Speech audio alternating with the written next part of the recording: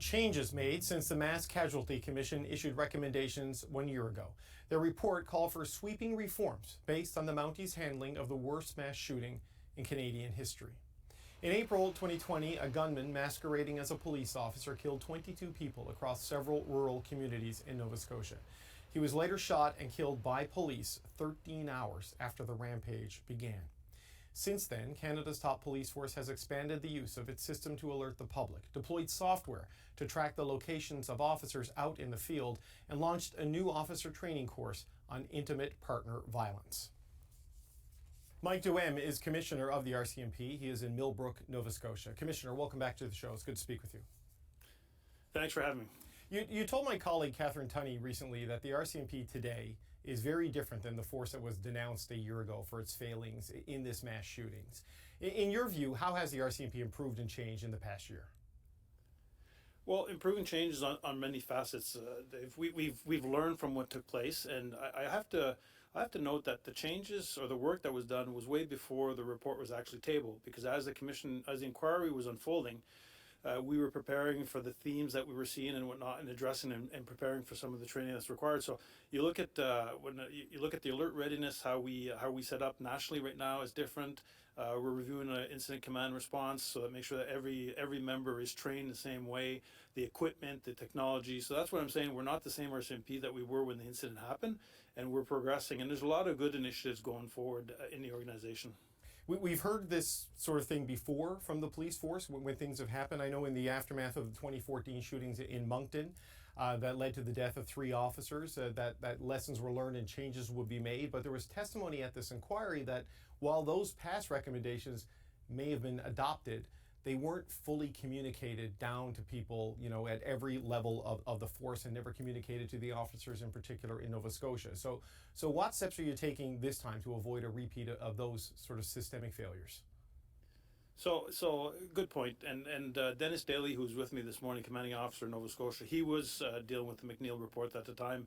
And you are right. There's recommendations that came out that things we're doing today, people probably don't even know it stemmed from the recommendation. So internally, we got to do a better job of communicating. I can appreciate the opening comments, the skepticism of Canadians, Nova Scotians, with regards to how we're going to react to this, how we're going to invoke the recommendations in this one, because in the past we've been criticized. But I just want to assure everyone that we're taking an approach where we brought in a new sector that's really the hub for the organization, the reform, accountability, and culture, that every review will come into one single hub. And this is a permanent structure in the organization, which will facilitate the monitoring of the recommendations, but also the follow-up and improve on the communication with our individuals, our frontline members. The other thing is the Progress Monitoring Committee is also up and running, and we've been there 3 times. They're satisfied with the progress that we're doing. And let's not forget, the Commission itself said in this report that change is going to take time. We just want to make sure we get it right. So on that, the structural changes at the executive level and at the institutional level, but what about on the front line, Commissioner? How are patrol officers, especially in the rural parts of Canada, how are they more prepared and better equipped to deal with serious incidents like this than they were in April of 2020 or a year ago when this report came out? Well, one of the big things is with regards to the technology that is being used. You've heard this morning, if you listen to the conference, the Blue Force tracking, which is technology that allows us to monitor the officers as they exit the vehicle, which we didn't have at the time. The technology is available for everyone, and I've been to several divisions. Recently I was in Edmonton, and I saw it firsthand how this real-time operations center worked. It was pretty amazing, where people go to the scene and you have a senior member in that room that can direct people to make sure that don't forget that road, don't forget this, don't forget that. So on the technology side, that's a huge plus for our members. But there are issues, I guess, with how they communicated with the public, how they communicated with each other, how they dealt with complex issues such as intimate partner violence, which featured so significantly in this particular tragedy in Nova Scotia. What are the improvements and changes there? Yeah, so on the communication front, it was well known, Alert Ready, there's a lot of comments about using Alert Ready. On the Alert Ready side of things, we have a national coordinator right now. It is taught at depot when cadets are going through their training about how to use Alert Ready, and right now it's in place across the country in every province and every division in which the people are working with the territorial or provincial representatives, and there's different ways to activate in that, and that's between the commanding officers and the respective the province or the territory's officials. Okay, you just mentioned depot, and I want to touch on that because one of the recommendations, and I know this is beyond your control as the commissioner, this is really a government decision, but it was recommended out of this that the RCMP needs to change the way it trains officers, should phase out the RCMP depot and focus on a degree-based system instead of the current way you train officers. Where is that? Where is that conversation with government, and what can we expect to see? Both seas between us breathe.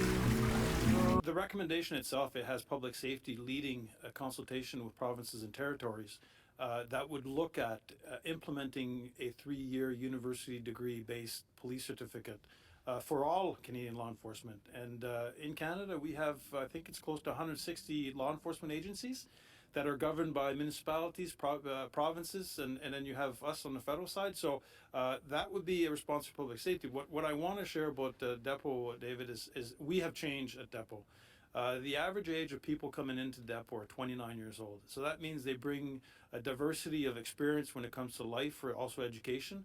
83% of our applicants have some form of secondary education when they apply to the organization. And actually, by the time you spend your 6 months in training and 6 months cadet field coach, it's the equivalent as 1 year at university. So there's good work being done. And this morning, I kind of highlighted the fact that Depot is not just a little RCMP bubble where it's just a think tank, our folks are deciding where to go. We are piloting, we're not piloting, actually, we are running a test, a review on PTSD that is being observed by our international partners. We present on the international scene. We have relationships with the key Canadian universities, American universities. So Depot is changing, and I think when you look at the underlying message of all this is we have to change as an organization as we move forward. Depot is changing, and I appreciate that this is being led by public safety, and Minister LeBlanc would be in charge of that. But if you had complete say over what happened with Depot, would you keep it? Would you scrap it? Would you reform it? What would you do if it was your call? Well, I would say that you look at the current structure at Depot right now. It's evolving. Our curriculum at Depot is being used in other parts of the world, which is a sign that we have a good program. The culture side, I know the culture. Several reviews came back about the culture. It starts at Depot. The culture at Depot right now is we're really focusing on the renewed core values of the organization. And again, you look at the diversity that's coming in. I was there in December.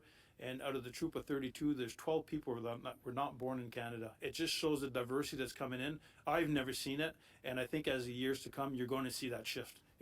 We have a really good, solid platform, but like I said, we got to learn and make sure we get better.